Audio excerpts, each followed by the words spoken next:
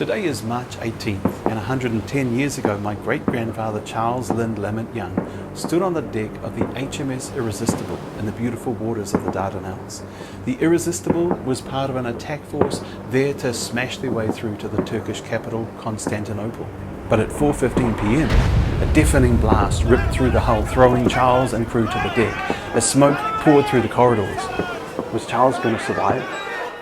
To understand what brought him to this moment, we need to step back to his childhood in Mittagong, New South Wales. I can relate to Charles because we were both born in the 70s, me in the 1970s, him in the 1870s. Like me, Charles lost his father tragically at an early age, and that grief followed him all his life. Unlike me, Charles joined the Royal Navy at age 13, having moved back to the UK from Australia as a child. He married his sweetheart Daisy at 24 years old, and they had 4 children: my grandfather Monty, a daughter Noni, James and David. Charles's whole career was on the water, first with the Royal Navy, then the Merchant Marine, sailing around the world, never truly leaving the sea behind. In 1914, war broke out that was to affect the whole world. We now know it as World War I, but at the time it was simply known as the Great War, the war that was meant to end all wars. While most young men in Britain were ecstatic at the opportunity to get some real live war action under their belt, Charles was considerably less excited, but dutiful. On August 2nd, 1914, as the rumours of war slowly became reality, he reported to the Admiralty for duty. Charles was not only dutiful, he was humble. Upon being assigned to the HMS Irresistible, he discovers he's been appointed First Lieutenant, the ship's senior executive officer and third in command of the whole ship. He writes in his journal, "Joined Irresistible about 5:30 p.m. All good chaps again, the nicest lot I've ever had for shipmates, judging by first impressions. Learned to my great surprise that I was appointed First Lieutenant. I feel very, very flawed and only hope I shall be able to do the job credit. Went round the ship with Commander. Feel rather dazed at the amount I shall have to pick up before I can do my work usefully." One of Charles's responsibilities was Battle Officer, a duty shared with the captain and commander. The Battle Officer was responsible for taking charge of the ship in a night action, ensuring searchlights and guns were all manned and working. August 1914 was spent patrolling in and around the English Channel. Charles's journal shows the joy he had when he had a rare opportunity to go ashore and see his wife. "A wire from sweetheart. Arrived Portsmouth 2:30 p.m. Went ashore at 1:30, had a shave and haircut, and so to the station, quivering with excitement as the train came in. A day that will never fade from my memory. The day that I saw my wife, though only for a few precious hours, when I'd made up my mind that we should probably never meet again. She came back to the dockyard with me in a taxi. Sweet little woman. I can face anything now that I've seen her again." In February 1915, Irresistible joined an attack force in the Mediterranean. A plan was forming for the British and French fleet to storm the Dardanelles, the narrowest point of water and the entrance to Turkey, home of the Ottoman Empire. The plan was to use exclusively naval power, no need for troops to land. Now, in a few weeks, Australians and New Zealanders commemorate Anzac Day, which remembers the landing of troops from our countries in the Dardanelles. So apologies for spoilers, but this plan was not destined to go well. Through February and March 1915, the British and French fleet discovered just how prepared the Turks were to defend their home. Heavy guns on shore and mines underwater proved a strong deterrent. On March 17th, Campaign Commander Admiral John de Robeck had stated to his superiors that the way was now clear to storm the Dardanelles. What none of the Allies knew was that mere days before that meeting, the Ottoman forces had laid mines in a diagonal pattern that would remain undetected until the fateful battle the next day. The plan was for the first attack wave to silence the fortresses above and clear any mines. This would clear the way for a second wave, including the Irresistible, to demolish at close range the forts that were defending the straits.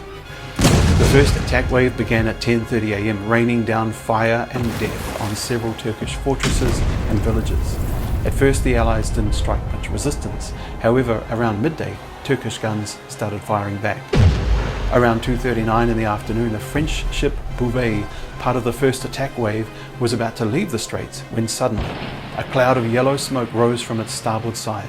The smoke turned black. Bouvet had struck one of those undetected mines. In just 55 seconds, the ship had capsized. "I had no idea a ship could disappear so fast," wrote one onlooker. Turkish guns began firing on the boats, scrambling to evacuate the crew of the Bouvet. They were able to rescue 35 people, but 639 men went down with the ship to their doom. The Irresistible moved position to fire on one of the batteries, but then came under heavy fire from another battery, firing 4 shells at a time with devastating force. Suddenly, at 4:15, an explosion rocked the Irresistible, lifting the whole ship up. It wasn't from the guns, it was from below. Irresistible had struck a mine. At once, the ship lurched sideward as its starboard engine room flooded, instantly drowning 4 men. Then the bulkhead between engine rooms burst, causing the ship to temporarily right itself. The ship was now a sitting duck with no engine power to move. Charles and his fellow officers ordered all hands on deck. While the shells from land slammed perilously close, the crew began throwing everything that would float overboard so they could swim to safety. A howitzer shell made a direct hit on the conning tower, the ship's vital control center, and then another mine blew up under the starboard engine room, close to the keel. Admiral de Robeck ordered the battleship Ocean to take Irresistible in tow out of the range of the guns. Under heavy fire, the destroyer Weir came alongside and began rescuing the crew. Charles was one of 610 crew members rescued that day, but survival didn't mean safety. The hours following the sinking of the Irresistible would have been chaotic. Rescued sailors crowded onto the Weir, scanning the water for shipmates who never surfaced. The smoke and fire from the battle still lingered in the air, while the gunfire that had doomed their ship continued to roar across the strait. Did Charles watch the Irresistible disappear beneath the waves? Did he know, even then, that this was the end of his naval career? Back home, his family waited. Every knock at the door, every newspaper headline could bring either relief or heartbreak. His daughter, Noni, later wrote that the uncertainty was unbearable. For weeks, they didn't know if he was dead or alive. When word finally reached them that Charles had survived, it came with another truth. He would never serve at sea in the same way again. Somehow, in the midst of everything, Charles rescued this bookshelf. A piece of the ship, a piece of the day that changed his life forever, a silent witness to the worst day of his life. Charles's survival came at a cost, his health, his career, and the certainty of the life he'd known. But that survival set the course for everything that followed. Without it, the young family might never have made it to New Zealand. Without it, I wouldn't be telling this story today. Because half a world away in New Zealand, an MP and a group of sheep farmers decided to create a school, Flock House, for the sons and later daughters of British seamen who had died or been injured in the Great War. As I've told in the story of my grandfather Lamont Young, Flock House was the beginning of a new life in a new country for him and for the Young family. And so it is because of today, 110 years ago, that I'm a New Zealander, because of the courage of one man, Charles, and the generosity of many more. There are 2 memorials to Charles and his colleagues' bravery, but they are not your typical statues or cenotaph. The first memorial still lies at the bottom of the Dardanelles, the wrecks of the Irresistible, the Bouvet, the Ocean, and countless other Allied and Turkish ships. 10 years ago, explorer and documentary filmmaker Savash Karakash released a powerful documentary film and this book, Echoes from the Deep. Savash 3D scanned the wrecks of all the ships and lovingly pieced together the stories of the role each ship played 110 years ago today. Here's what he said. Each sunken ship exhibits the most critical moment of what happened, how the winner and loser fought, their war strategies, balance of power and military genius. But perhaps the most important aspect is that shipwrecks also carry the human stories of that day. Like a time capsule sent from the wartime days to the present, shipwrecks emphasize the importance of peace and like a silent scream tell us the futility of war and loss of lives. There's one more memorial to Charles and his colleagues who gave their all in the war to end all wars, and that is Flock House. Not the building, which is now in private hands, but the families who came from that first generation of Flocktonians. Last year, Flock House commemorated its 100-year anniversary. I was privileged to serve on its committee and meet the descendants of my grandfather's shipmates, whose fathers had often made the ultimate sacrifice, whether in the Royal Navy or the Merchant Marine. One of my favourite parts of the anniversary were these words shared by Professor of Architecture Andrew Leach, whose grandfather was a shipmate on the SS Remuera with my grandfather 101 years ago. As a living memorial, to quote the Viscount Jellicoe, Flock House was conceived in gratitude, expressed in generosity, administered in wisdom. It was established in honour of those casualties and wounded of the Royal Navy and the Mercantile Marine, not rendered in mute stone, as he put it, but in the transformation of orphan seamen's sons and daughters into prosperous New Zealand farmers.